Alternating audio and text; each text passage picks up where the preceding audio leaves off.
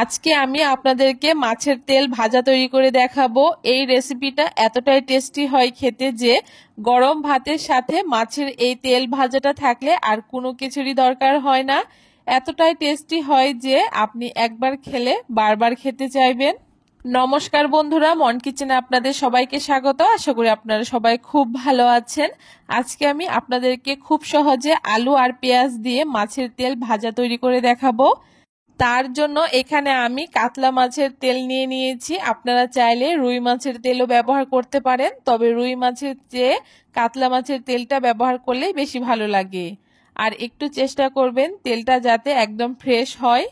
এখন তেলের মধ্যে আমি নুন আর হলুদ দিয়ে খুব ভালো করে মাখিয়ে নিচ্ছি। খুব ভালো করে নুন হলুদ দিয়ে আমার তেলটা এখানে মাখিয়ে নেওয়া হয়ে গেছে। এখন এইদিকে উনানে একটা কড়াই বসিয়ে দিচ্ছি আর কড়াইটাকে গরম করে নেওয়ার পরে পরিমাণ মতো সর্ষের তেল দিয়ে দিয়েছি। এই রেসিপিতে অবশ্যই সর্ষের তেলটাই ব্যবহার করবেন, তাহলে খেতে বেশ ভালো লাগে। আর তেলের পরিমাণটা কিন্তু খুব বেশি ব্যবহার করবেন না, প্রথমেই অল্প একটু তেল ব্যবহার করবেন, কারণ এরপরে আমরা যখন মাছের তেলটা এর মধ্যে দেব তখন সেখান থেকেও অনেকটা তেল কিন্তু বেরিয়ে যাবে। তেলটা গরম হয়ে গেলে হাফ চামচ কালো জিরে ফোড়ন দিয়ে দিয়েছি আর তারপরে এখানে থেতো করে রাখা 5-6টা রসুনের কোয়া এখানে দিয়ে দিয়েছি। রসুনটাকে হালকা একটু লালচে করে ভেজে নেওয়ার পরে পরিমাণ মতো 4টে কাঁচা লঙ্কা চিড়ে দিয়ে দিয়েছি।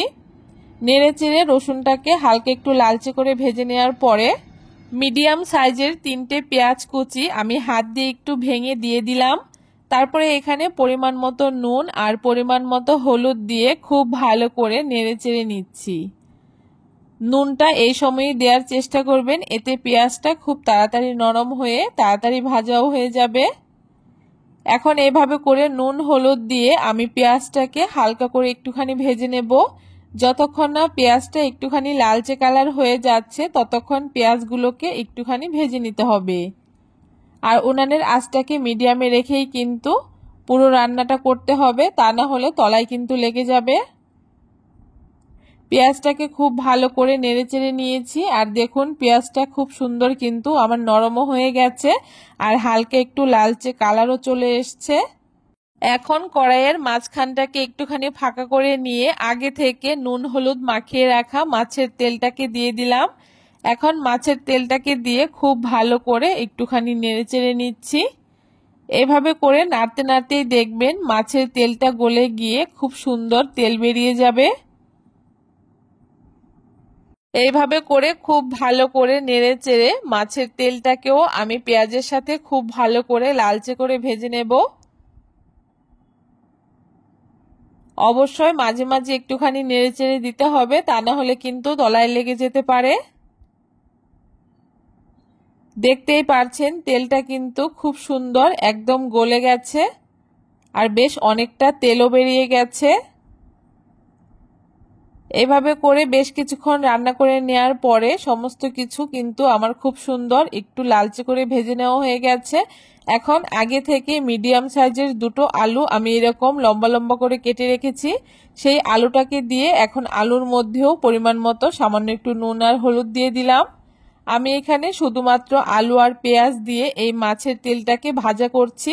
আপনারা কিন্তু চাইলে এখানে বেগুনও ব্যবহার করতে পারেন, বেগুনটা ব্যবহার করলেও কিন্তু এই মাছের তেল ভাজাটা খেতে বেশ ভালো লাগে। এখন আলুটাকেও খুব ভালো করে নেড়ে চেড়ে এখন একটু সময় নিয়ে মিডিয়াম আঁচে আলুটাকেও ভেজে নেব। দেখুন আলুটা আমার মোটামুটি হাফ ভাজা হয়ে গেছে, আরও কিছুটা ভাজা হবে। এভাবে করে মাঝে মাঝে নেড়ে চেড়ে আলুটাকে আমি লালচে করে ভেজে নিচ্ছি। আর কালারটা কতটা সুন্দর হয়েছে দেখে নিশ্চয়ই বুঝতে পারছেন, আর কতটা তেল বেরিয়েছে সেটাও নিশ্চয়ই দেখতে পারছেন। তাই প্রথমেই অনেকটা তেল ব্যবহার না করে অল্প পরিমাণে তেল ব্যবহার করবেন। দেখুন খুব ভালো করে বেশ কিছুক্ষণ আমি আলু পেঁয়াজ সমস্ত কিছু একসাথে ভেজে নিয়েছি। দেখুন এখানে আলু পেঁয়াজ দিয়ে মাছের তেল ভাজা কিন্তু আমার একদম তৈরি হয়ে গেছে। দেখতে কিন্তু ভীষণই সুন্দর হয়েছে, খেতেও কিন্তু দুর্দান্ত হয়। তাই আপনারা যারা মাছের তেল ভাজা না খান অবশ্যই একবার বানিয়ে খেয়ে দেখবেন, আশা করি আপনাদের খুব ভালো লাগবে। মাছের তেলটা আমার খুব ভালো করে ভাজা হয়ে গেছে, এখন একটা বাটির মধ্যে আমি তুলে নিচ্ছি। আপনারা চাইলে কিন্তু পুরো তেলটা এখানে রেখে দিতে পারেন, আবার তেলটাকে ঝরিয়েও কিন্তু আলুর সাথে সমস্ত কিছু তুলে নিতে পারেন। খুব সুন্দর করে আর খুব সহজে আমি তৈরি করে নিয়েছি আলু পেঁয়াজ দিয়ে মাছের তেলের এই ভাজা। গরম ভাতের সাথে এই মাছের তেলের ভাজাটা হলে আমার কিন্তু আর কোনো কিছুরই প্রয়োজন হয় না। খেতে এতটা টেস্টি হয় যে আপনারা একবার বানিয়ে না খেলে বুঝতেই পারবেন না।